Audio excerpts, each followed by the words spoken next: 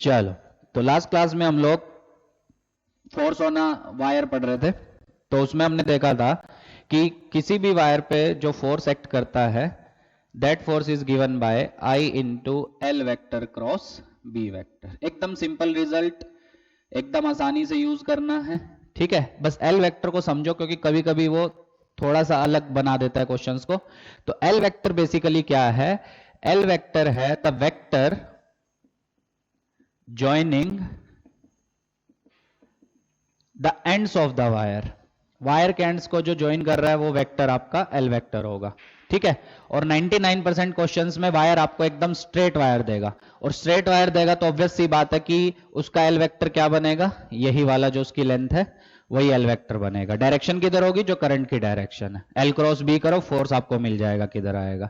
फिर हमने last class में एक और इंपॉर्टेंट चीज देखी थी, सबको याद होनी चाहिए वो चीज। वो क्या है? अगर आपके पास दो पैरेलल स्ट्रेट वायर्स है, दोनों में करंट सेम डायरेक्शन में फ्लो कर रहा है, तो वो एक दूसरे को अट्रैक्ट करती है। ठीक है, और किस फोर्स से अट्रैक्ट करती है? That force per unit length is given by mu naught I1 I2 by 2 pi D, where D is separation between the two wires.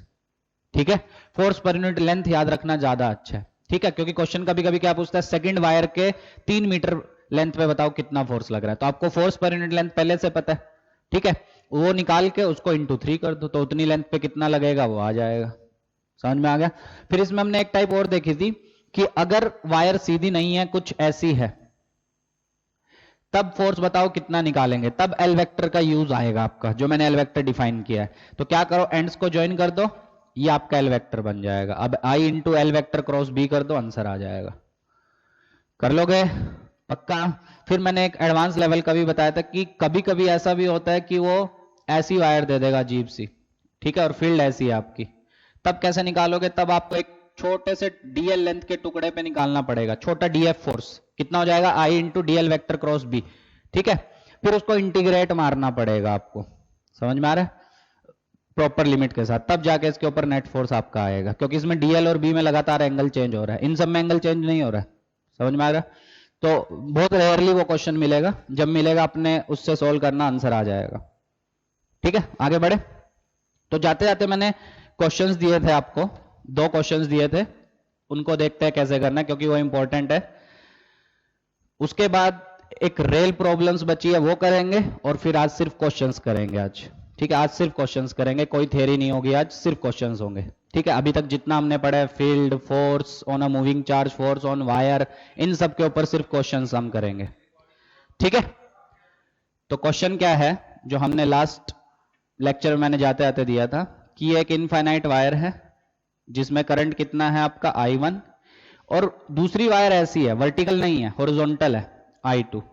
शायद मैंने ये आपको डिस्टेंस दिया था A, और ये दिया था 2A। ठीक है, बुक्स में आपको ये A ये L ऐसा मिल सकता है, वो तो ऑब्वियस सी बात है, कैसा भी दे सकता है वो। क्वेश्चन था इस सेकंड वायर के ऊपर बताओ कितना फोर्स लग रहा है। तो फोर्स का फॉर्मूला मुझे अच्छे से पता है, फोर्स ऑन अ वायर वो होगा I into L vector cross B vector. अब इसमें एल वेक्टर का तो कोई दिक्कत ही नहीं है, क्योंकि स्ट्रेट वायर है, तो दोनों एंड्स को ज्वाइन करने वाला यही एल वेक्टर होगा आपका। अब बी मुझे निकालना पड़ेगा। अब आपको बी निकालने में एक दिक्कत समझ में आ रही होगी कि इसकी वजह से बी मुझे देखना है, पर इसकी वजह से जो बी होता है that is mu naught I1 by 2 pi R, where R is distance of the point from this wire. क्या आर लगातार चेंज हो रहा है? यहां पे आर 1 के इक्वल है, यहां पे आर 3A के इक्वल है, यहां पे आर 2A के इक्वल हो जाएगा। ये टोटल डिस्टेंस चेंज हो रहा है। कल हमने ऐसा क्यों नहीं किया था? कल मेरा दोनों वायर वर्टिकल थी, तो इस वाले की वजह से यहां पे फील्ड पूरे में सेम होगी। समझ में आ रहा है? क्योंकि वर्टिकल रखी थी, पर अब हॉरिजॉन्टली रखी है, तो इस वायर के हर जगह आपकी फील्ड चेंज हो जाएगी। तो फील्ड चेंज होगी, तुरंत आपके दिमाग में आना चाहिए, हाँ मैं एक छोटे से टुकड़े के जगह पे फील्ड निकाल देता हूं, उसके ऊपर लगने वाला फोर्स निकाल देता हूं, उसको इंटीग्रेट मार दूंगा, आंसर आ जाएगा। समझ में आया क्या करना है? तो क्या करना है देखो अब ध्यान से। सपोज मैंने इस वायर पे जिस पे फोर्स नेट फोर्स निकालना है, उस पे मैंने एक छोटा सा टुकड़ा लिया फर्स्ट वायर से x दूरी पे, और इस टुकड़े की लेंथ हो गई dx। कोई समस्या? बिल्कुल सही। क्या आप इस जगह पे इस वायर की वजह से फील्ड निकाल सकते हैं? बिल्कुल निकाल सकते हैं। तो बताओ वो फील्ड कितनी होगी? That field will be mu not into current, infinite wire है ना, I divided by 2 pi distance. टुकड़े का डिस्टेंस कितना है? एक्स। समझो, वेरी वेरी इंपॉर्टेंट है, वेरी वेरी इंपॉर्टेंट सबके लिए, नीट मेंस एडवांस सबके लिए, क्योंकि मुश्किल नहीं है। ठीक है, ये समझ में आ गया। तो ये फील्ड कहां पे आई? ये फील्ड आई इस टुकड़े वाली जगह पे। ये जो मैंने छोटा सा एलिमेंट लिया है, यहां पे जो फील्ड आएगी इसकी वजह से कहां आएगी बोलो? ऑब्वियसली अंदर की तरफ। ये सब तो हमको आता ही है, तो ये फील्ड आएगी अंदर की तरफ, मतलब पूरे रीजन में अंदर की तरफ आएगी। ऑब्वियस सी बात है, पर अलग अलग आएगी आपकी। ठीक, अच्छा। अब इस फील्ड की वजह से क्या ये टुकड़ा फोर्स एक्सपीरियंस करेगा? बिल्कुल। किधर करेगा? कोई भी टुकड़ा फोर्स कितना एक्सपीरियंस करता है? आई इंटू उसकी लेंथ क्रॉस बी। क्या लेंथ करंट की डायरेक्शन में, ये क्या फील्ड अंदर, तो क्या आएगा थंब ऊपर की तरफ। तो ये फोर्स किधर एक्सपीरियंस करेगा? आपका ऊपर की तरफ। तो ये हो गया आपका छोटा सा फोर्स डीएफ। छोटा सा फोर्स क्यों लिखा? क्योंकि मैं अभी सिर्फ इस टुकड़े पे फोर्स निकाल रहा हूं। तो बोलो डीएफ की value, this dF in vector form, अच्छे से सिखाया मैंने कल के लेक्चर में, that is given by I into DL vector cross B vector. बिल्कुल सही है सर। आई जो इस टुकड़े से करंट जा रहा है, क्या वो I2 है? So DF vector will be I2 into DL vector cross B. अब मैग्नीट्यूड निकालने की कोशिश करते हैं। तो मैग्नीट्यूड के लिए आपको डीएल और बी में एंगल पता होना चाहिए। क्या डीएल प्लेन के अंदर, क्या बी प्लेन के परपेंडिकुलर? क्योंकि बी तो इसकी वजह से है। दोनों में एंगल 90, तो ए क्रॉस बी क्या ए बी बन जाएगा sin 91। तो मैग्नीट्यूड वाइज डीएफ कितना हो गया बोलो? I2 इंटू डीएल टुकड़े की length that is dx into B, इसकी वजह से फील्ड वो तो हम पहले निकाल चुके, mu naught I1 by 2 pi x. ये क्या आया आपका? ये आया छोटा सा फोर्स जो इस एलिमेंट के ऊपर लग रहा है आपका। पर क्या मुझे पूरी वायर पे चाहिए, सेकंड वायर पे? तो टोटल फोर्स कितना हो जाएगा? So total force on the wire, total force on the wire is F is equal to integration df। ऐसे छोटे छोटे टुकड़ों के ऊपर जो फोर्स लगेगा उसका इंटीग्रेशन। अच्छा, अब एक सवाल उठता है, क्या इन टुकड़ों के ऊपर जो फोर्स लग रहा है वो सब एक ही डायरेक्शन में? समझना, ध्यान से समझना। अब इसमें एडवांस लेवल पे जब जाएगा वो, तो आपको वायर ऐसी अजीब सी दे देगा, तो उसमें डीएफ वेक्टर की डायरेक्शन बदलती जाएगी। जैसे मैंने अभी अभी बताया था, सपोज ये फील्ड ऐसी है और वायर ऐसी दे दी, तो हर जगह डीएफ वेक्टर की डायरेक्शन आपकी बदलेगी। तब आपको कंपोनेंट वंपोनेंट लेके फिर इंटीग्रेट मारना पड़ेगा। पर क्या इसमें कंपोनेंट लेने की जरूरत है डीएफ के? नहीं। क्यों? देखो, छोटे छोटे एलिमेंट जब आप लोगे, सब पे फोर्स ऊपर लगेगा, सब पे ऊपर, है ना? किसी पे ऐसा नहीं है कि किसी एंगल पे लग रहा है। अगर किसी एंगल पे फोर्स लगा तब आपको कंपोनेंट लेके सोल्व करने पड़ेंगे, पर इसमें कंपोनेंट लेने की जरूरत नहीं है, क्योंकि हर एक टुकड़े पे जो फोर्स है वो अपवर्ड डायरेक्शन में लग रहा है। तो अगर हर एक टुकड़े पे फोर्स अपवर्ड डायरेक्शन में लग रहा है, तो क्या मैं सबको डायरेक्टली ऐड मार दूं? मतलब मैं क्या डायरेक्ट इंटीग्रेशन कर सकता हूं बिना कंपोनेंट लिए? बिल्कुल, और वही करना है आपको। तो चीज समझ में आ रही है? हाँ, तो net force on the wire कितना हो गया बोलो? डीएफ का इंटीग्रेशन, मतलब इसका इंटीग्रेशन, कॉन्स्टेंट्स बाहर ले लो, mu naught I1 I2 upon 2 pi integration dx by x। Limit किसकी आएगी? x की। अब ध्यान से सुनो, x आपने क्या माना? पहली वायर से एलिमेंट का डिस्टेंस। क्या मेरा एलिमेंट यहां से यहां तक जाएगा? तो जब यहां पे होगा तब x की वैल्यू होगी a, जब यहां पे होगा तब x की वैल्यू होगी 3a। तो लिमिट हो जाएगी a से 3a। अब कभी कभी बुक्स में जो आपको क्वेश्चन मिलेगा वो ये a दे देगा, ये l दे देगा, तो लिमिट a से a प्लस l हो जाएगी। क्या फर्क पड़ रहा है उससे? तो कितना नेट फोर्स आ जाएगा बोलो? Mu naught I1 I2 by 2 pi 1 upon x का integration ln x, limit a to 3a। So this comes out to B mu naught I1 I2 by 2 pi ln 3। कर लोगे? बहुत इंपॉर्टेंट क्वेश्चन है। क्यों integration किया हमने? Direct क्यों नहीं कर दिया जैसे हमने कल पैरेलल वायर्स के लिए किया था? क्योंकि फील्ड लगातार चेंज हो रही है दूसरी वायर के लिए, हर जगह फील्ड चेंज हो रही है आपकी। कल जब पैरेलल वायर्स थी तो एक वायर की वजह से दूसरी वायर की जो जगह थी वहां पे फील्ड सेम आएगी, क्योंकि डिस्टेंस डी ही था आपका। पर यहां पे डिस्टेंस लगातार चेंज हो रहा है, और डिस्टेंस चेंज होता है तो सबको पता है मैग्नेटिक फील्ड की वैल्यू चेंज होती है आपकी। इसलिए मेरे को एक छोटे टुकड़े पे फील्ड निकाल के उस पे फोर्स निकाल के इंटीग्रेट मारना था। हाँ, अब कभी कभी एडवांस लेवल के क्वेश्चन में क्या करता है, फोर्स के आपको कंपोनेंट भी लेने पड़ेंगे, पर क्या इसमें जरूरत है? नहीं, क्योंकि हर टुकड़े पे फोर्स अपवर्ड डायरेक्शन में लग रहा है। नेट सबको डायरेक्टली ऐड कर दो, इसलिए डायरेक्ट इंटीग्रेशन डीएफ की है। आया समझ? पक्का? सोच लो। चलो आगे बढ़े। चलो अब एक क्वेश्चन और दिया था मैंने, सेकंड क्वेश्चन, वो भी अच्छा क्वेश्चन है, वो भी ध्यान से देखो। ठीक है, ये जिसका हो गया पहला क्वेश्चन उसका सेकंड तो वैसे ही हो गया होगा। चलो देखो सेकंड क्वेश्चन क्या था कि मेरे पास ये एक स्ट्रेट वायर है, ठीक, और ये एक स्क्वायर लूप है, ठीक है, जिसमें करंट ऐसा दौड़ रहा है, कैसा भी दौड़ सकते हो, मैंने एंटी क्लॉकवाइज लिया है, आप क्लॉकवाइज भी ले सकते हो, ठीक है। और इनफाइनाइट वायर में करंट दौड़ रहा है I1, इसमें दौड़ रहा है I2, ये मैंने दिया था A और स्क्वायर की साइड मैंने दी थी B। क्वेश्चन था बताओ इस स्क्वायर पे नेट फोर्स कितना लगेगा और किधर लगेगा। अच्छा क्वेश्चन है, ध्यान से देखना। चलो तो देखो, अभी अभी मैंने एक चीज देखी कि वायर के नाम दे दे, मतलब इस स्क्वायर का नाम दे देते ABCD। अच्छा अब मुझे एक चीज बताओ, क्या चारों पे अलग अलग फोर्स निकालना पड़ेगा? बिल्कुल। तो इस वायर की वजह से जब आप AB पे फोर्स निकालोगे, क्या वो यही सिचुएशन है जो मैं यहां पढ़ा हूं? एक वर्टिकल वायर की, इनफाइनाइट वर्टिकल वायर की वजह से एक हॉरिजॉन्टल वायर पे फोर्स, वो तो मैं भी अभी पढ़ा हूं। तो एक इनफाइनाइट वर्टिकल वायर की वजह से इस AB which is horizontal wire, इस पे फोर्स है ना, कितना होगा? Mu naught I1 I2 upon कुछ तो आया था ln में, है ना, और ln में इस बार कितना आएगा? A plus B divided by A, क्योंकि लिमिट हो जाएगी A से A प्लस बी, कुछ तो आएगा। पर वो आएगा किधर? देखो, क्या इसकी वजह से फील्ड अंदर होगी? और जब आप AB पे छोटा सा टुकड़ा लोगे तो DL इधर, फील्ड अंदर। तो जब क्रॉस प्रोडक्ट करोगे, और क्रॉस प्रोडक्ट का मैंने ऑल्टरनेटिव भी बताया था, फिंगर्स को DL वेक्टर की डायरेक्शन में करो, पाम ऐसा रखो ताकि वो B की तरफ हो, तो थंब डायरेक्शन बताएगा। तो इस AB पे फोर्स लगेगा इस डायरेक्शन में, सो this will be force on AB। बिल्कुल सही है सर, ठीक। CD पे फोर्स देखते हैं किधर लगेगा, ध्यान से सुनना। क्या इसकी वजह से यहां पे फील्ड पूरे रीजन में अंदर की तरफ होगी? बॉयड-सैवर्ट्स लो, ठीक है, पाम रूल भी बताया था। फिंगर्स को, मतलब थंब को अपना करंट की डायरेक्शन में, फिंगर्स को आउट स्ट्रेच करो आर वेक्टर की, पाम डायरेक्शन बताएगा, तो मतलब फील्ड अंदर आएगी।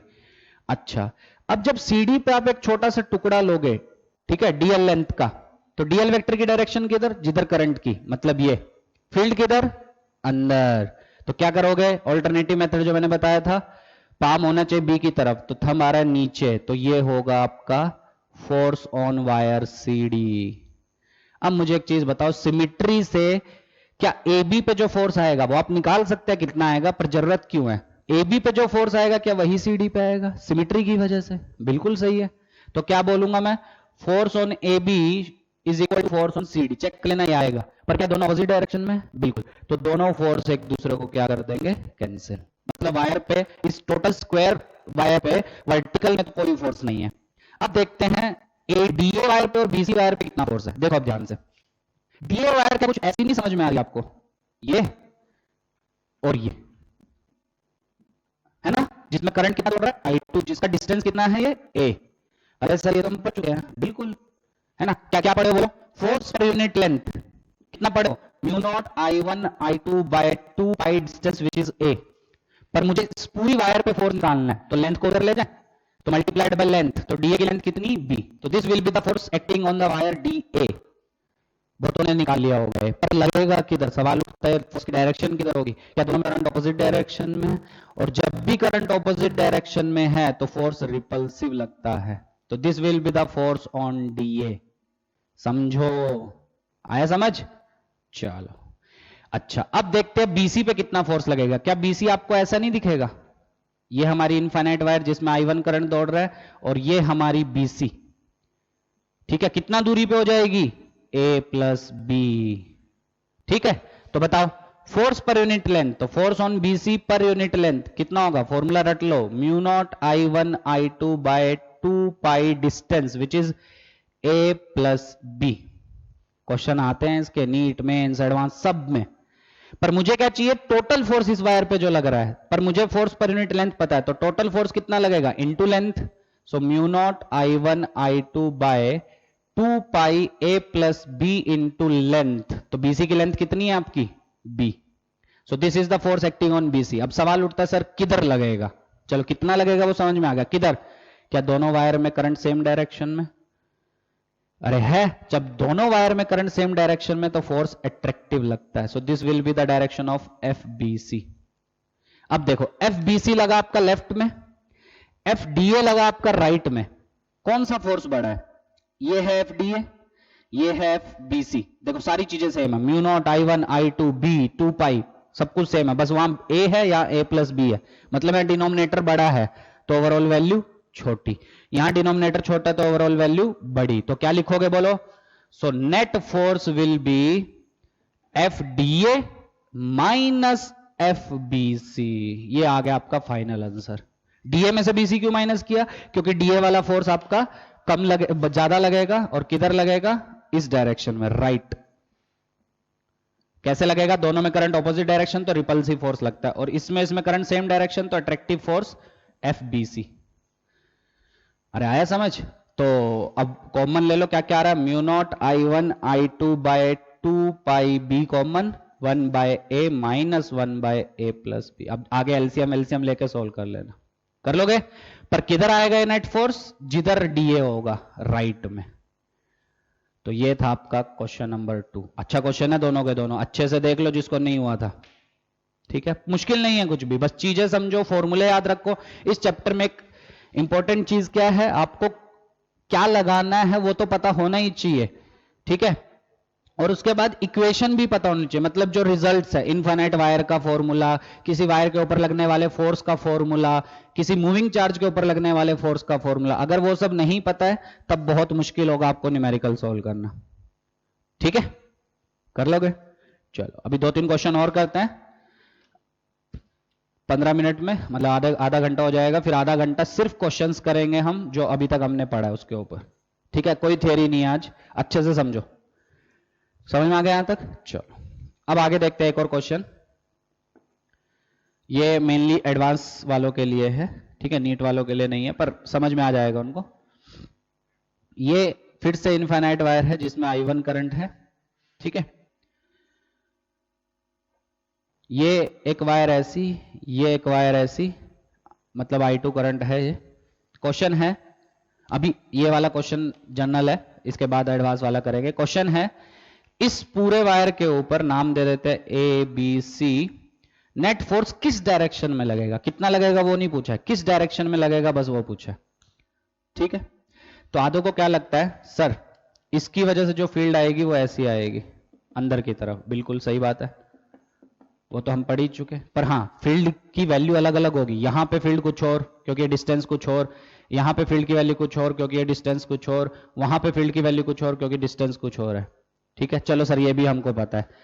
तो आधों को क्या लगेगा, देखो कि फील्ड अंदर, ए बी को जब आप देखोगे तो डीएल वेक्टर, जब आप छोटा सा एलिमेंट लोगे तो डीएल वेक्टर ऐसा होगा, फील्ड अंदर, तो थंब किधर आ रहा है? ऊपर, मतलब ये होगा सर ए बी के ऊपर लगने वाले फोर्स की डायरेक्शन, एफ ए बी, ठीक है? अरे आया। और ये आपको किससे निकालना पड़ेगा? इंटीग्रेशन। कैसे निकालेंगे अभी मैं, ये एडवांस लेवल में आएगा, अगला क्वेश्चन में बताऊंगा कि ऐसे टेढ़ी अगर वायर हो, मतलब इंक्लाइंड वायर हो, उस पर फोर्स कैसे निकालते हैं वो मैं थोड़ी देर में बताऊंगा, ठीक है? अभी सिर्फ क्या पूछा उसने, फोर्स होगा किधर, नेट फोर्स। ये चलो समझ में आ गया सर, क्योंकि छोटे छोटे एलिमेंट जब आप लोगे, सबके लिए डीएल ऐसा, सबके लिए फील्ड अंदर, तो सबका फोर्स ऐसा है ना, तो इंटीग्रेट मार देंगे तो नेट फोर्स की डायरेक्शन यही रहेगी आपकी, ठीक? बीसी पे किधर लगेगा बोलो? जब आप बीसी पे एलिमेंट लोगे, डीएल वेक्टर की डायरेक्शन ये होगी फील्ड अंदर, तो force is given by I into dl cross B. So dl ऐसा, फील्ड अंदर, तो थंब ऐसा आ रहा है, सो ये डायरेक्शन हो जाएगी आपकी एफ बीसी की, फोर्स ऑन वायर बीसी। अब आधो को क्या लगेगा सर कि जब आप ए बी को रिजोल्व करोगे तो एक कंपोनेंट ऊपर एक इधर, और बीसी को रिजोल्व करोगे तो एक ऊपर एक इधर, है ना? मतलब मैं क्या बोल रहा हूं समझ में आ रहा है? ए बी को रिजोल्व करोगे तो एक ऊपर एक इस साइड, एक इधर एक इधर, बिल्कुल सही है। फिर आधे सोचेंगे सर ये कंपोनेंट तो कैंसिल हो जाएंगे और ये दोनों ऐड हो जाएंगे, तो नेट फोर्स की जो डायरेक्शन आएगी वो ऐसी आएगी। ये गलत है, क्यों? क्योंकि ये कंपोनेंट कैंसिल नहीं होंगे। क्यों नहीं होंगे? क्योंकि एफ ए बी की वैल्यू एफ बी सी की वैल्यू अलग अलग है। क्यों अलग है? क्योंकि आपकी यहां पे फील्ड और यहां पे फील्ड अलग अलग है। कौन सी ज्यादा होगी? जितना पास उतनी ज्यादा फील्ड, और जितनी ज्यादा फील्ड उतना ज्यादा फोर्स होगा आपका।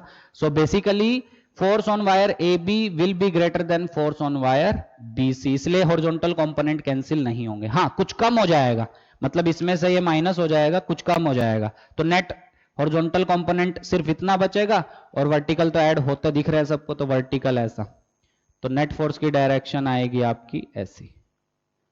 ठीक है, ये हो जाएगा नेट फोर्स। कर लोगे? ये सिर्फ विजुअलाइजेशन था कि क्या हमने सीखा है, कैसे चीजों को करना, कंसेप्चुअल क्वेश्चन था। ठीक है, अभी देखेंगे कि वायर अगर इंक्लाइंड है तब फोर्स निकालते कैसे हैं। अभी मैंने फोर्स निकालना नहीं सिखाया है, अभी मैंने सिर्फ डायरेक्शन देखी है। ठीक है, अभी तक हमने क्या पढ़ा? देखो, दो चीजें पढ़ी है। दोनों वायर अगर पैरेलल है तब फोर्स कितना होगा, एक वायर ऐसी है एक वायर हॉरिजॉन्टल है, तब इंटीग्रेशन करना पड़ेगा, एलिमेंट लेके सोल्व करना पड़ेगा। अब देखते हैं एक वायर ऐसी एक वायर इंक्लाइंड है तब कैसे करना है, वो आपका एडवांस का पोर्शन हो जाएगा। तो नीट वाले देखना चाहें देख सकते हैं, पर उनके में आएगा नहीं कभी। उनके में जो मैंने पहले 2 क्वेश्चंस कराए बस उतना देखो। ठीक है, चीजें समझो क्या किया हमने। तो देखो, तो क्वेश्चन क्या है कि ये एक इनफाइनाइट वायर है हमारे पास, ठीक है, और दूसरी वायर ऐसी है, ये I1 है, ये I2 है, ये डिस्टेंस आपको सपोज A दिया है और ये सपोज आपको लेंथ L दी गई है। क्वेश्चन है वायर 2 के ऊपर नेट फोर्स बताओ। ठीक है, और ये एंगल आपको दिया गया है थीटा, थीटा एंगल पे इंक्लाइंड है। ठीक, कैसे करेंगे? अब डायरेक्टली तो कर नहीं सकते, क्यों? क्योंकि इसकी वजह से फील्ड जब देखोगे तो हर जगह चेंज हो रही है, यहां कुछ और, यहां कुछ और, यहां कुछ और, यहां कुछ और, वो चेंज हो रही है। तो समझ में आ रहा है सर, एलिमेंट लेके सोल्व कर देते हैं, बिल्कुल सही। तब हम जब एलिमेंट लेंगे, ठीक, अब ध्यान से देखना एलिमेंट मैंने कैसा लिया। वायर के इस एंड से, टोटल लेंथ L है वो बना लेना, वायर के इस एंड से x दूरी पे मैंने एलिमेंट लिया और ये लेंथ इसकी dx, बिल्कुल सही। तो ये जब मैंने x लिया तो ये कितना हो गया बोलो, x cos थीटा। तो इस जगह पे फील्ड कितनी आ जाएगी, b, that will be mu naught I by 2 pi distance which will be a plus x cos theta. किधर आएगी? ऑब्वियसली अंदर की तरफ। क्या उस फील्ड की वजह से इस छोटे से एलिमेंट पे फोर्स लगेगा? बिल्कुल। किधर? dl cross b, dl b अंदर, फोर्स लगेगा ऊपर, जो मैंने अभी इसमें बनाया था। देखो, क्या ऐसे हर एक टुकड़े पे फोर्स ऊपर लगेगा? बिल्कुल। कैसे? ये टुकड़ा लोगे तब ऐसा, ये लोगे तब ऐसा, ये लोगे तब ऐसा, ये लोगे तब ऐसा, क्योंकि फील्ड तो हमेशा अंदर है। समझ रहे हो? अरे है पक्का, अलग अलग वो अलग बात है, क्योंकि यहां पे फील्ड कुछ और, यहां पे कुछ और, यहां पे कुछ और, यहां पे कुछ और। समझ रहे हो? मतलब ये वाला फोर्स और ज्यादा होगा, ये वाला थोड़ा कम, ये वाला थोड़ा कम, ये और कम, ये और कम, ये और कम, क्योंकि फील्ड की वैल्यू कम होती जा रही है। ठीक है, अच्छा, तो ये हो जाएगा आपका छोटा सा फोर्स df। इस पे कितना df की वैल्यू बोलो, I into L cross B. I कितना? I2। dl इस टुकड़े की लेंथ और क्रॉस b, dl और b में एंगल कितना है 90, तो dl b हो जाएगा वो। अब dl कितना आपका dx, b कितना है आपका mu naught I1 by 2 pi a plus x cos theta. ठीक है, तो ये हो गया आपका df। ठीक है, सो df की वैल्यू, मतलब एक छोटे से टुकड़े पे फोर्स की वैल्यू ये आ गई। पूरी वायर पे फोर्स कितना होगा? सो पूरी वायर पे force will B integration df। सही है, कॉन्स्टेंट्स बाहर लो, म्यू नॉट I1 I2 बाहर, अंदर dx upon 2 pi a plus x cos theta. ठीक है, 2 पाई भी बाहर ले लो, वो भी कांस्टेंट है। x की लिमिट, x आपने इस एंड से एलिमेंट का डिस्टेंस माना है, तो एलिमेंट यहां से यहां तक जाएगा, तो x की लिमिट 0 से लेके l तक। अब आगे इंटीग्रेशन मार लो, आंसर आ जाएगा। कर लोगे? तो ये एडवांस लेवल का हो गया। देखना है आपको, नीट वालों को देख लेना, पर कोई जरूरत नहीं है। नीट वालों को सिर्फ पैरेलल, 2 पैरेलल स्ट्रेट वायर्स का रिजल्ट पता होना चाहिए, कब अट्रैक्टिव फोर्स लगता है ये पता होना चाहिए, कब रिपल्सिव लगता है ये पता होना चाहिए, और एक वर्टिकल की वजह से हॉरिजॉन्टल वायर पे फोर्स कैसे निकाला वो पता होना चाहिए। और एडवांस वालों को तो सब कुछ देखना। ठीक है, आगे बढ़े, चलो नेक्स्ट देखो, रेल प्रॉब्लम्स। बहुत आसान है और स्पेशली एडवांस वाले बच्चों के लिए। ठीक है, रेल प्रॉब्लम्स।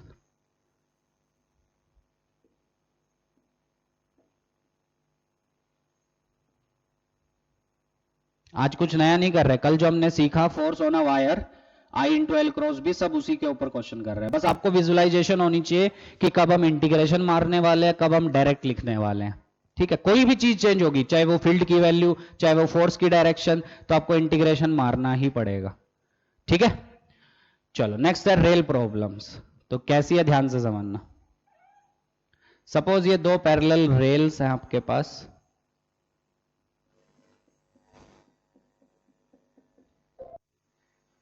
ठीक है, फ्रिक्शनलेस है और कोई रेजिस्टेंस नहीं है, रेजिस्टेंस 0 है। ठीक, अब ध्यान से सुनना। इन रेल्स को आपने कनेक्ट किया एक सोर्स से, वोल्टेज के सोर्स से, V, इंटरनल रेजिस्टेंस है सपोज R, स्मॉल r, ठीक है, और यहां पे आपने एक रोड ली, ये रोड है आपकी, ठीक है, ब्लू से बना देते हैं, ये रोड है आपकी, रोड का मास m है, रोड की लेंथ l है और रोड का रेजिस्टेंस कैपिटल R है, ठीक है, ये पैरेलल रेल्स है आपकी, ठीक है। ये रोड क्या कर सकती है इन रेल्स के ऊपर, स्लाइड, मतलब कुछ ऐसी है, ये दो पैरेलल रेल्स हैं, दिख रही है, ये दो पैरेलल रेल्स हैं, इसके ऊपर ये रोड ऐसा स्लाइड कर सकती है, ठीक है, और रेल्स जो है वो फ्रिक्शनलेस है आपकी, कोई रेजिस्टेंस नहीं है। एक क्वेश्चन करेंगे जिसमें रेजिस्टेंस भी होगा रेल्स का, ठीक है। अब क्वेश्चन है कि इस रोड की, ये जो रोड है, इस रोड की speed as a function of x निकालो, मतलब जो डिस्टेंस से ट्रेवल करेगी उस डिस्टेंस के साथ स्पीड कैसे वेरी कर रही है वो बताओ, और एक्सीलरेशन निकालो। ऐसा कुछ भी क्वेश्चन पूछ सकता है, या पूछेगा यहां से L दूरी है, ये रेल्स की टोटल लेंथ L है, तो बताओ ये L दूरी ट्रेवल करने में कितना टाइम लगेगा, कुछ भी क्वेश्चन पूछ सकता है। तो आधे सोचेंगे सर ये रोड मूव ही क्यों करेगी, मतलब ये रोड यहीं पे क्यों नहीं रहेगी, तो ये रोड मूव क्यों करेगी पहले वो समझो, ध्यान से समझना। ये रोड मूव क्यों करेगी, क्योंकि ये जो सिचुएशन है ये कुछ ऐसी हो गई आपकी, ध्यान से सुनना, जो आप करंट इलेक्ट्रिसिटी में बच्चों वाले क्वेश्चन कर चुके हैं, ये V, ये स्मॉल r और ये कैपिटल R। कैपिटल R मतलब इस रोड की रेजिस्टेंस। क्या करंट दौड़ेगा आपका, बिल्कुल, लूप कंप्लीट है, तो करंट कितना हो जाएगा, I will be V by R plus R। क्या ये सही बात है। अब ये करंट कैसा दौड़ेगा, देखो ऐसा, तो इसमें से भी जाएगा। अब आपको एक चीज समझ में आई कि ये जो ये है रोड है, क्या रोड के अंदर से, मतलब रोड से I करंट फ्लो कर रहा है, जिस I की वैल्यू कितनी है, V upon R plus R। तो इस करंट की वजह से क्या रोड फोर्स एक्सपीरियंस करेगा, बिल्कुल हाँ। और एक चीज मैं बनानी भूल गया कि पूरे रीजन में फील्ड अंदर की तरफ है, मैग्नेटिक फील्ड कांस्टेंट है, वेरी नहीं कर रही है, अंदर की तरफ है। वेरी किसकी वजह से करती है, अगर इनफाइनाइट स्ट्रेट वायर हो उसकी वजह से फील्ड वेरी करती है। अभी इस रीजन में, पूरे रीजन में फील्ड कांस्टेंट है आपकी। अच्छा, अब एक चीज ध्यान से समझो कि जैसी आपने ये देखा, ये लूप देखा, तो आपने देखा कि कंप्लीट लूप होने की वजह से करंट फ्लो करेगा जिसकी वैल्यू होगी V upon R plus R, क्योंकि R और R आपके सीरीज में, ठीक है। अब ये करंट इस रोड में से भी जा रहा है। अब आपको एक चीज पता है कि अगर रोड में से करंट जा रहा है I और उसको एक मैग्नेटिक फील्ड में रखा गया है, तो ये एक फोर्स एक्सपीरियंस करेगी। कितना फोर्स एक्सपीरियंस करेगी, this force experience will be I into L cross B। L किधर है इसका, L वेक्टर एंड्स को ज्वाइन करने वाला, तो यही बन जाएगा, बिल्कुल। और डायरेक्शन किधर होगी, जो करंट की, क्या डाउनवर्ड, तो L क्रॉस B करो। देखो ध्यान से, मेरा हाथ ऐसे ही है, देखो मैं ऐसे समझा रहा हूं, L की तरफ अपना ये चारों उंगलियां, पाम होनी चाहिए B की तरफ, मतलब अंदर, थंब किधर आ रहा है आपका, इस तरफ, तो मतलब इसके ऊपर फोर्स लगना स्टार्ट होगा इस डायरेक्शन में।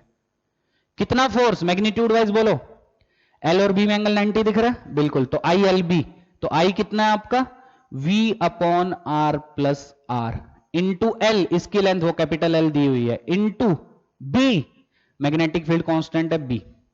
सो this is basically the force acting on the road in right direction. क्या इसकी वजह से रोड भागने लगेगी रेल्स के ऊपर, तो वही क्वेश्चन पूछा कि इसकी speed as a function of x कितनी होगी, एक्सीलरेशन कितनी होगी, एल लेंथ ट्रेवल करने में कितना टाइम लेगा। बस अब तो क्वेश्चन हो गया।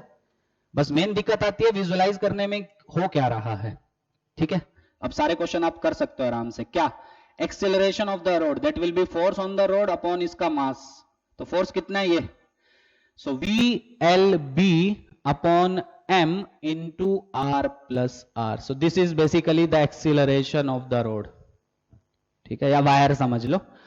ठीक, दूसरा क्वेश्चन आता है कि इस अगर रेल्स की टोटल लेंथ एल है तो एल लेंथ ट्रेवल करने में इस रोड को कितना टाइम लगेगा। ठीक है, तो क्या ये एक्सेलरेशन कांस्टेंट दिख रही है, क्योंकि v सोर्स का voltage constant, L length constant, b magnitude of field constant, बाकी सब कुछ कांस्टेंट।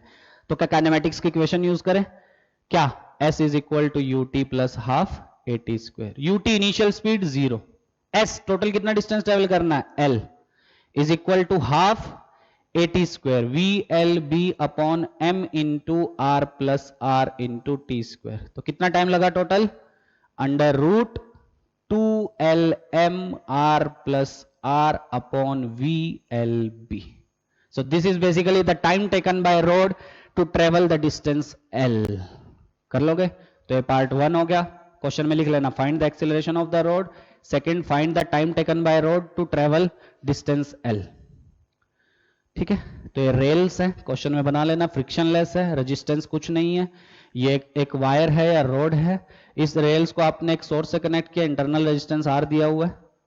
ठीक है, अब speed as a function of x, ये तो हो ही जाएगा। क्या एक्सेलरेशन आ गई, बिल्कुल, तो एक्सेलरेशन को क्या लिख सकते हैं, V D V by D X that is equal to capital V L B upon M into R plus R. अब ये v से ये v कैंसिल मत कर देना, क्योंकि ये वेलोसिटी वाला है, ये वोल्टेज वाला है।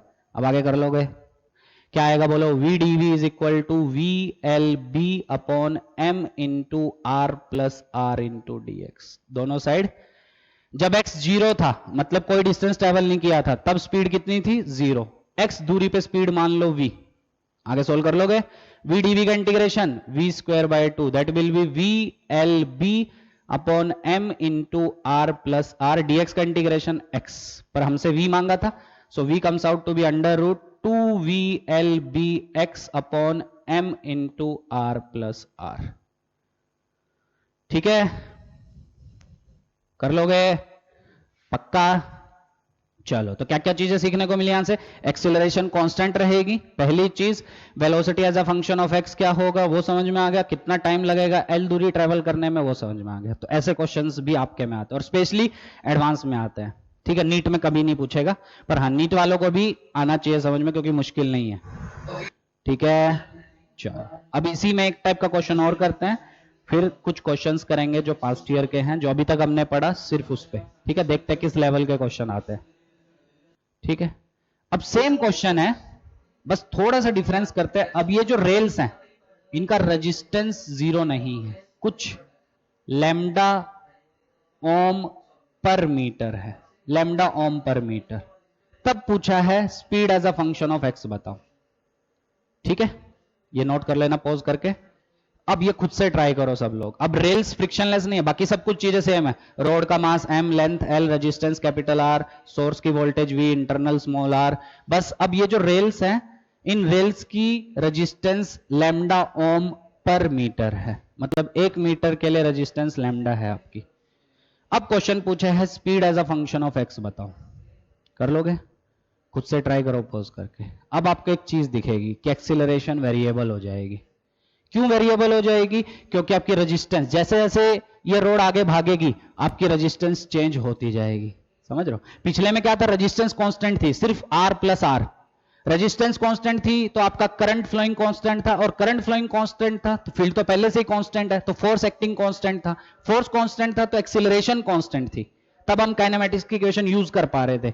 पर इसमें आपका एक दिक्कत है, क्या, जैसी ये वायर आगे बढ़ेगी, रेल्स के ऊपर ऐसे भागेगी, तो इन रेल्स की जो रेजिस्टेंस है ये भी आपकी आएगी, और जैसे जैसे और आगे भागेगी और रेजिस्टेंस ऐड होती जाएगी सर्किट में, मतलब रेजिस्टेंस लगातार चेंज हो रही है, और रेजिस्टेंस चेंज हो रही है तो इस वायर से जो करंट आई जा रहा है वो भी लगातार चेंज हो रहा है, और वो चेंज हो रहा है तो force acting on the wire change हो रहा है, क्योंकि force acting on the wire will be I into L cross B. चलो एल चेंज नहीं हो रहा, बी चेंज नहीं हो रहा, पर आई तो चेंज हो रहा है, और कोई भी चीज चेंज हो रही है तो फोर्स कांस्टेंट नहीं होगा, और फोर्स कांस्टेंट नहीं होगा तो एक्सीलरेशन भी कांस्टेंट नहीं होगी। तो ये अच्छे लेवल का क्वेश्चन बन जाता है। तो इसको कैसे करेंगे, ध्यान से सुनना। सपोज ये ट्रेवल करते करते x दूरी पे आ गई, कौन, ये वायर यहां पे आ गई। ठीक है, ये x दूरी पे आ गई, ये तो हमसे पूछा है इसकी स्पीड, इस जगह पे इसकी speed as a function of x कितनी होगी। तो देखो कैसे करेंगे, पूरा बना लेते हैं डायग्राम। ये आपका v, internal resistance small r, इसकी रेजिस्टेंस कैपिटल आर, और ये आपकी रेल्स। अब मेरे को एक चीज बताओ, पिछले क्वेश्चन में जब ये आगे ट्रेवल कर रही थी तब रेजिस्टेंस आपकी लगातार आर प्लस आर ही थी, क्योंकि रेल्स आपकी कोई रेजिस्टेंस नहीं थी, सही है। पर इस क्वेश्चन में जैसी एक्स दूरी आगे बढ़ी तो आपकी ये रेजिस्टेंस भी इंक्लूड होगी, ये दोनों रेजिस्टेंस, क्योंकि रेल्स की रेजिस्टेंस है, ठीक है। मतलब इसका इक्विवेलेंट डायग्राम इस पोजीशन पे आपको कुछ ऐसा दिखाई देगा, ये V, ये स्मॉल r, और ये ऊपर की रेल की कुछ रेजिस्टेंस, कितनी, x लेंथ की रेजिस्टेंस, पर यूनिट लेंथ कितनी है, लैम्डा, तो x लेंथ की कितनी, लैम्डा इंटू एक्स, और फिर ये आएगी इस वायर की रेजिस्टेंस कैपिटल R, और फिर नीचे, फिर से नीचे वाली रेल की resistance which will be again lambda into x. ये किसी जनरल टाइम पे आया आपका, x दूरी पे आपका आया है। बताओ कितना करंट दौड़ेगा इस सिचुएशन में। So the current flowing will be V upon total resistance which is R plus 2 lambda x बराबर। तो क्या ये करंट दौड़ने लगेगा इस वायर से, मतलब इस वायर से ये आई करंट दौड़ रहा होगा, फील्ड तो अभी भी अंदर की तरफ ही है, यूनिफॉर्म फील्ड है। अच्छा, अब सबको पता है कि अगर वायर से आई करंट दौड़ रहा है तो वो कुछ फोर्स एक्सपीरियंस करेगी, कितना फोर्स एक्सपीरियंस करेगी, I into L cross B, L और बी में एंगल, एल ऐसा बी अंदर, दोनों में एंगल 90, तो फिर से आई एल बी, तो आई कितना, B upon R plus 2 lambda x, तो I L capital L into B, वो बी ही दिया हुआ है। ध्यान से देखो तो फोर्स एक्स के साथ वेरी कर रहा है आपका, तो मतलब फोर्स वेरिएबल है, ये नोट कर लिया। फोर्स अगर वेरिएबल है तो acceleration will be given by V L B upon mass into R plus 2 lambda x. आया समझ। अब ए को क्या डाल दो, सवाल खत्म, V D V by D X that should be equal to V L B upon M into R plus 2 lambda x.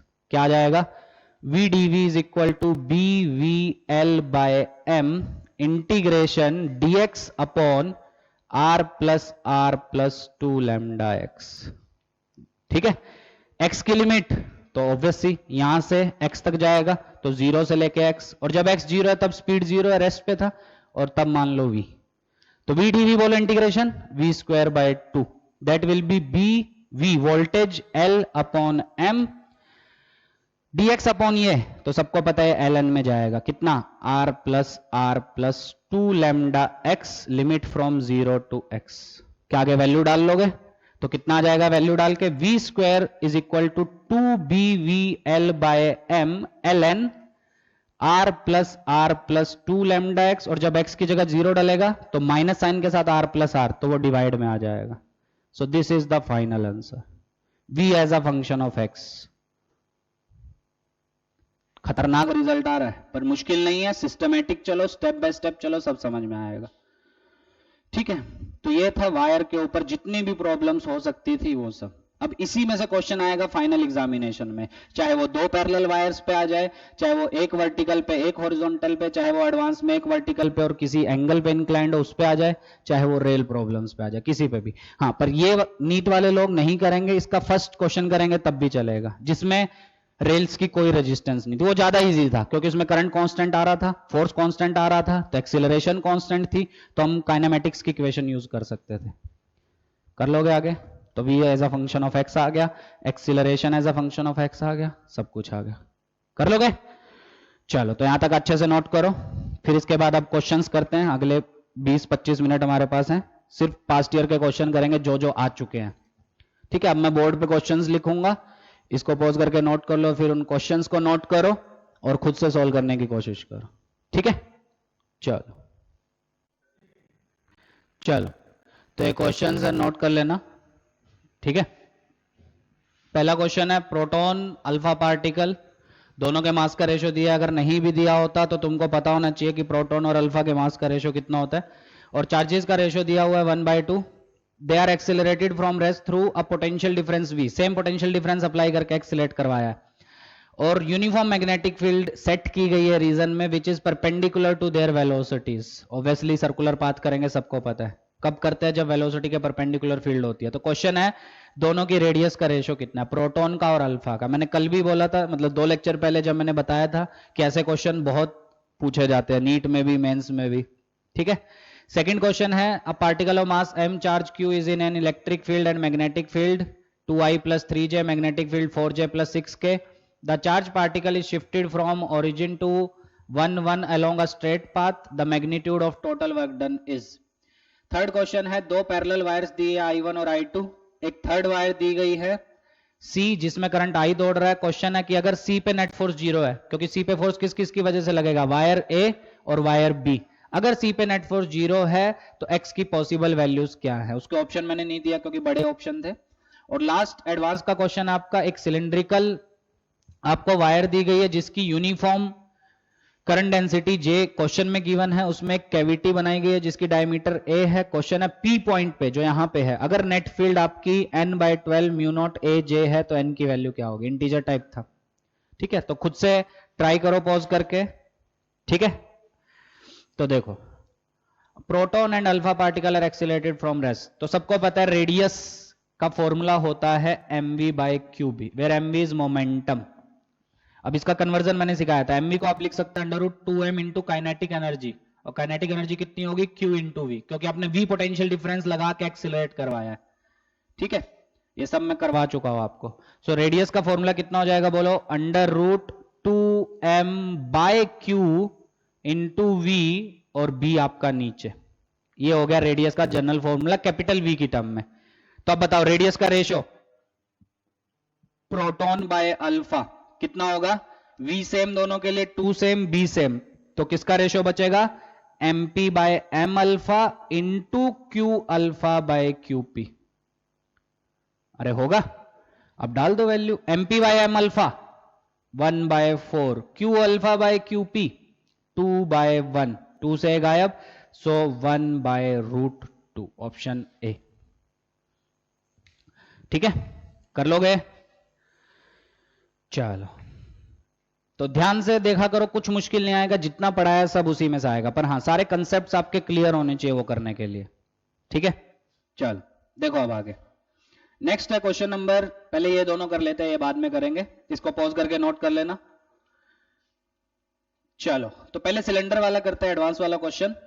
तो ऐसा ऐसा क्वेश्चन मैं सिखा चुका हूं आप लोगों को कैसे करना है. देखो तो क्वेश्चन है कि हमारे पास एक सिलिंड्रिकल वायर है, आधों को ये स्फीयर लगता है, ये सिलेंडर का ऐसा अंदर करंट है आपका. ठीक है, क्रॉस क्रॉस क्रॉस, वायर की डायमीटर आपको दी गई है 2a, इसमें कैविटी बनाई गई है जिसकी डायमीटर है a. सब क्वेश्चन में दिया गया है. क्वेश्चन है P पॉइंट पर अगर नेट मैग्नेटिक फील्ड की वैल्यू है n/12 म्यू नॉट AJ. ठीक है, J यूनिफॉर्म करंट डेंसिटी, तो n की वैल्यू उसने पूछी है. आता है सबको. क्या इसको मैं कुछ ऐसा बोल सकता हूं, कंप्लीट क्रॉस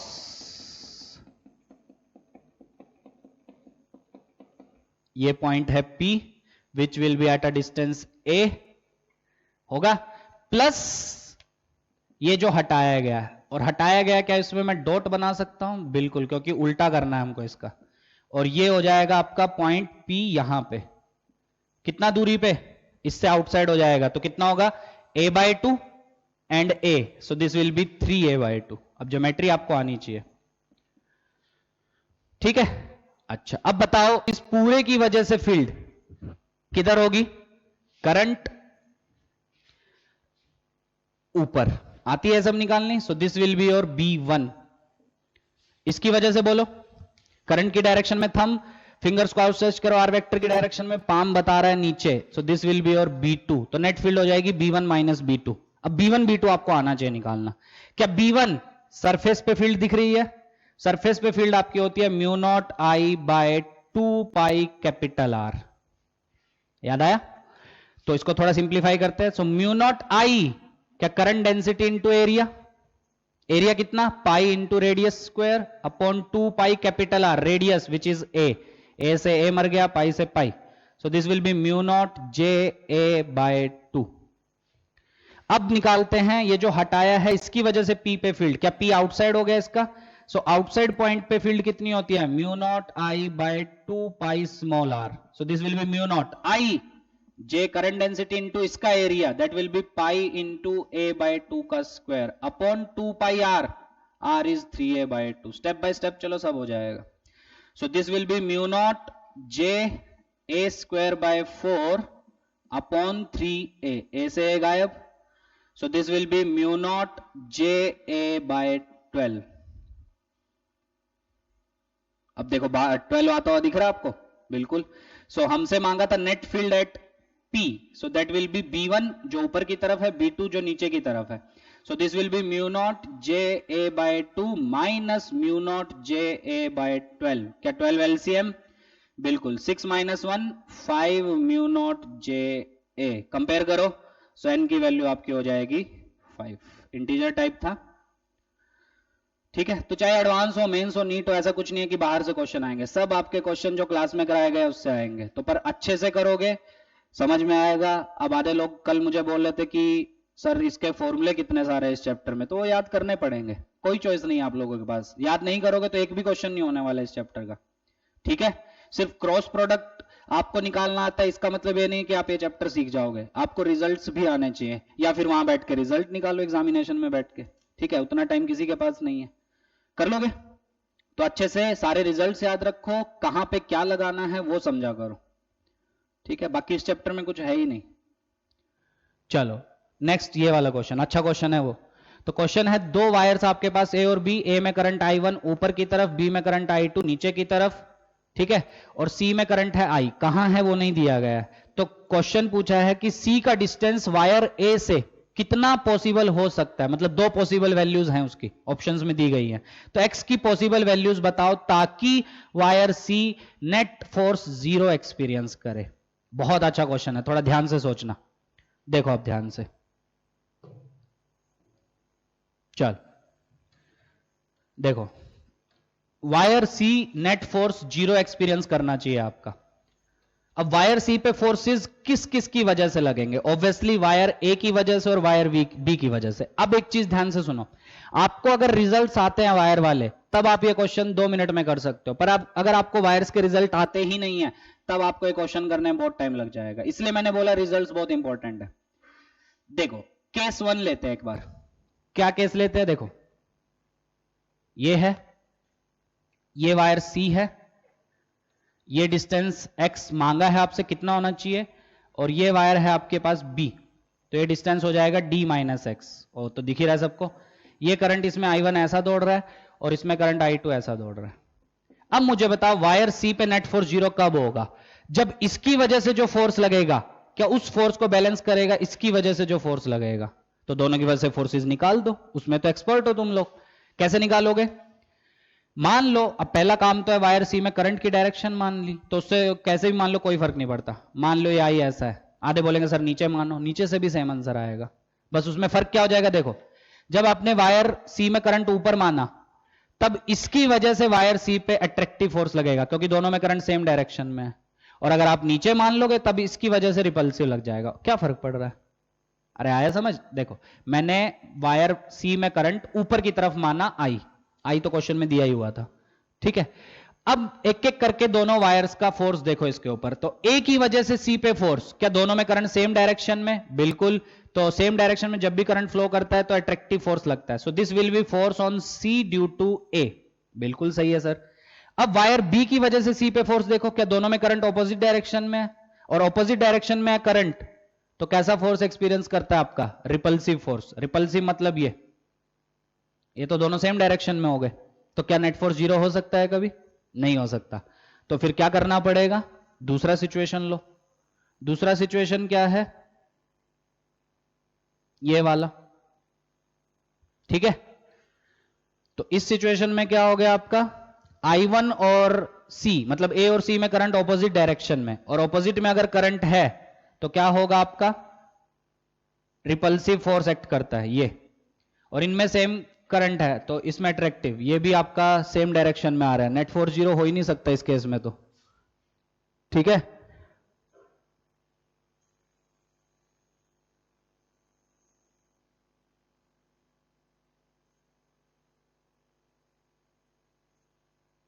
आवाज का, दोनों सिचुएशन में जो करंट है, मतलब जो फोर्स एक्ट कर रहा है इसके ऊपर वो सेम डायरेक्शन में, तो मतलब नेट फोर्स कभी भी 0 नहीं हो सकता। मतलब ये सिचुएशन तो पॉसिबल ही नहीं है कि सी को बीच में प्लेस करेंगे, क्योंकि सी को जब आप बीच में प्लेस कर रहे हैं तो इसकी वजह से जो फोर्स लग रहा है सी पे और इसकी वजह से जो फोर्स लग रहा है दोनों सेम डायरेक्शन में, ठीक है, तो नेट फोर्स कभी भी जीरो नहीं हो सकता, तो ये केस ही गलत हो गया आपका। ठीक है, अब दूसरा केस अगर हम ले तो उसमें क्या होगा, ये ए है जिसमें I1 करंट है, ये बी है जिसमें I2 करंट है। अब चेक करते हैं वायर सी को इधर लेके, यहां पे लेके, ठीक है, कितना दूरी पे, यहां से x बोला ना उसने, ये x, ठीक है, और ये आपका है d। वायर ए से डिस्टेंस मांगा उसने x। अब देखते हैं क्या पॉसिबिलिटी है कि वायर सी के ऊपर नेट फोर्स जीरो हो जाए, देखते हैं। मान लो इसमें करंट आपने ऊपर माना, अब देखो ए की वजह से सी पे, दोनों में करंट सेम डायरेक्शन में, तो अट्रैक्टिव फोर्स, तो this will be force on C due to A, बिल्कुल सही। बी की वजह से सी पे, दोनों में ऑपोजिट डायरेक्शन में करंट, तो repulsive force, so this will be force on C due to B. क्या दोनों ऑपोजिट में? हाँ। अब पॉसिबिलिटी है कि नेट फोर्स जीरो हो जाए, बिल्कुल सही है।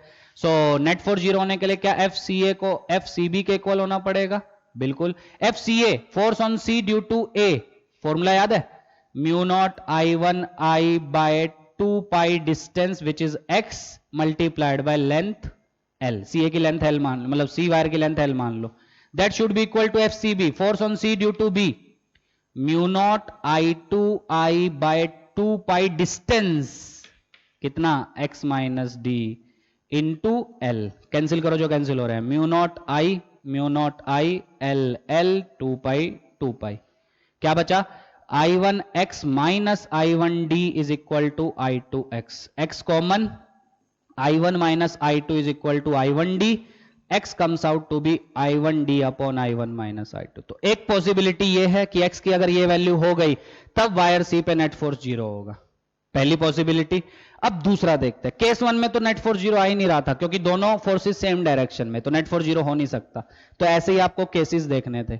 केस थ्री देखते हैं, शायद इसको हम लेफ्ट में रख पाए, ठीक है, ए बी, तो वायर सी को ए के लेफ्ट में रख के देखते हैं। ए से कितना दूरी पे, एक्स, क्योंकि एक्स आपने ए से डिस्टेंस मांगा है। चलो इसमें करंट ऐसा दौड़ा देते हैं ऊपर की तरफ आई। बोलो अब ए और सी में करंट सेम डायरेक्शन में, बिल्कुल। अगर ए और सी में करंट सेम डायरेक्शन में तो force will be attractive, so this will be force on C due to A. C और बी में करंट ऑपोजिट डायरेक्शन में, दिख रहा है, तो repulsive force, so this will be force on C due to B. क्या possibility है दोनों सेम हो जाए? बिल्कुल। तो for net force to be zero, F C B should be equal to F C A. F C B force on C due to B लिखना आता है सबको, mu nought I2 I by 2 pi distance, वो हो जाएगा d plus x, ये force per unit length होती है, इनटू लेंथ कर दो, that should be equal to force on C due to A. C पे ए की वजह से फोर्स कितना होगा, mu naught I1 I by 2 pi distance which is x multiplied by length, cancel करो जो कैंसिल हो रहा है, mu naught I L 2 pi, so this will be I2x is equal to I1d plus I1x। सही है, x common लेके इधर ले आओ तो x comes out to be I1d upon I2 minus I1। तो ये दो पॉसिबल वैल्यूज हैं आपकी, सेम आ गई क्या दोनों, I1d upon I2 minus I1। तो जो ऑप्शंस है आपके पास वो हैं, पहला option, first option is I2d upon I1 plus I2। Second option मतलब उसी में एक और वैल्यू है I2d upon I1 minus I2। फिर एक ऑप्शन आता है I1d upon I1 minus I2 and I2d upon I1 plus I2, वो भी गलत। और एक ऑप्शन लास्ट में उसने लिखा है plus minus I1d upon I1 minus I2। क्या ये सही है? बिल्कुल, क्योंकि जब प्लस लोगे तब I1d upon I1 minus I2 और जब माइनस लोगे तब I1d upon I2 minus I1। तो ऑप्शन डी वो करेक्ट था आपका, कर लोगे? अच्छा क्वेश्चन था, टाइम लगेगा, सोचना पड़ेगा, सारे रिजल्ट्स आपको याद होने चाहिए तब जाके क्वेश्चन होता आपका, ठीक है? कर लोगे? तो अच्छे से इसको समझो, क्या किया कैसे किया, ठीक है? चलो अब एक लास्ट क्वेश्चन बचता है, ये घर से ट्राई करना, खुद से सोचना क्या किया कैसे करना है और इसका सॉल्यूशन सेंड करना, ठीक है? ट्राई करना है इसको, होमवर्क है आपका, ठीक? चलो तो बाकी अब नेक्स्ट क्लास में करेंगे, आज लेक्चर छोटा ही करते हैं, ठीक है। तो नेक्स्ट क्लास में हम लोग मैग्नेटिक मोमेंट स्टार्ट करेंगे, क्योंकि आज कोई थ्योरी नहीं की, सिर्फ क्वेश्चंस हमने किए, कंसेप्ट्स देखे बहुत सारे। तो नेक्स्ट क्लास में हम लोग मैग्नेटिक मोमेंट स्टार्ट करेंगे और आपका टॉर्क और फोर्स, 2 लेक्चर लगेगा तो आपका ये पूरा पोर्शन कंप्लीट हो जाएगा, मैग्नेटिक फील्ड और मैग्नेटिक फोर्स का। उसी में हम पढ़ेंगे मूविंग कॉइल, गैल्वेनोमीटर, ठीक है। फिर बचता है आपका 3 अलग अलग टॉपिक्स, एक है बार मैग्नेट, वो एक लेक्चर में मैं खत्म करूंगा फटाफट, ठीक है, क्योंकि आप डाइपोल पढ़ चुके हो। जैसे इलेक्ट्रिक डाइपोल के रिजल्ट थे, सेम रिजल्ट आपके बार मैग्नेट के आने वाले हैं। बार मैग्नेट मतलब साउथ पोल नॉर्थ पोल, ठीक है, वो एक लेक्चर में मैं खत्म करूंगा। दूसरा आपका आएगा मैग्नेटिक प्रॉपर्टीज वाला, जिसमें पैरामैग्नेटिज्म, डायामैग्नेटिज्म, फेरोमैग्नेटिज्म, वो भी मैं एक ही लेक्चर में खत्म करूंगा, पर क्वेश्चन आते हैं उसके, ठीक है। तीसरा आपका आता है अर्थ मैग्नेटिज्म, वो भी मैं एक ही लेक्चर में खत्म करूंगा, ज्यादा से ज्यादा लगेगा तो तीनों को मिला के 4 लेक्चर, ठीक है। तो 24 तक आपका कंप्लीट हो जाएगा ये चैप्टर, ठीक है। तो अच्छे से समझो, कोई भी डाउट हो तो उसको पूछो और क्लियर करो, ठीक है। तो बाकी नेक्स्ट क्लास में करते हैं, चलो।